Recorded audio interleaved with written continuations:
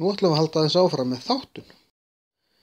Við ætlum að þátta þessar jöfnur, þessar stæður hérna, og eins og þið sjáu þá líta þær voðalega svipað út, nema að það er mismunandi í miðjunni. Við þáttum þetta upp í 2 svega. Ég ætla að gera strik hérna á milli svo þetta ruglist ekki saman hjá okkur.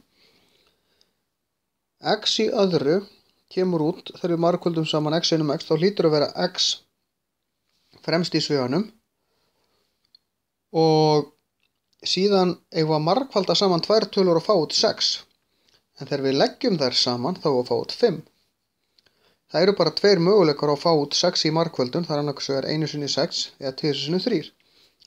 Og 1 plus 6 eru 7, en 2 plus 3 eru 5, þannig að 2 og 3 passar hérna og svo allstaðar pluss á milli. Lykillinn að þessu er í raun það að átta sig á formerkjunum. Hér er pluss og pluss, það þýðir að þetta er pluss og pluss. Þetta eru tölurnar sem ég set aftast sinnum, það er að segja 2 sinnum 3 og hérna pluss. Það er að segja þegar ég legg þær saman 2 pluss 3. Vegna þess að þegar ég margfalda svegana saman þá fæ ég x í öðru pluss 3x pluss 2x pluss 6 og þetta verður að x í öðru pluss 5x pluss 6. Þetta er bara prófun á því hvort ég þáttaði rétt. Því ef ég margfalda saman svegan aftur og fæ það sem ég byrjaði með, þá fæ ég það sem þá gerði ég þetta rétt, þá þáttaði ég rétt. Næsta, þá fáum við aftur 2 svega, setjum aftur x framan í svegana. Aftur fáum við 6 hérna, en nú er þetta pluss 1 í miðjunni, pluss x. Það þýðir í raun pluss 1x. Og það er mínus á þessari tölu, mínus á 6-unni. Það segir mér að ég margfaldaði saman plusstölu og mínustölu. Það þýðir að það er pluss og mínus í sveganum hjá mér. Og ef ég er með pluss og mínus, að þá á ég að finna mismunin á tölunum í raun og mismunin á að vera 1. Það þýðir ég get aftur nota 3 og 2 og fyrst þetta er pluss 1 þá er 3 hærri talan hjá plussnum. Ég get svo margfalda þetta saman til þess að sjá hvort ég gerði þetta rétt. Í næsta þá fáum við aftur x og x.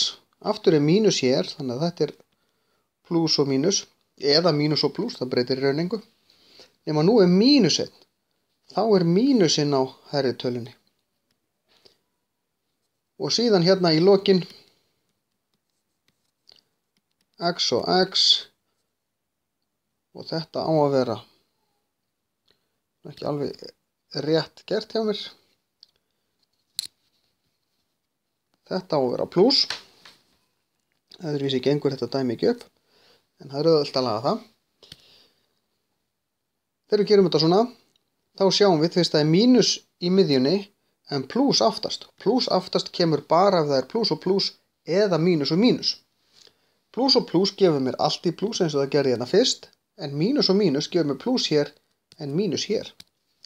Þannig að þetta er mínus og aftur margfalda tölurnar saman fæ ég öftustu töluna. Ef ég mínusa þar báðar þá fæ ég 5 í mínus er það ekki. Ástæðan fyrir því ég valdi að nota alltaf sömu tölur en mismunandi formerki er til þess að sýna ykkur hvaða áhrif formerkin hafa og þegar við þáttum þá þurfum við að geta lesið út úr formerkjunum hver útfærsla af þessu gerir.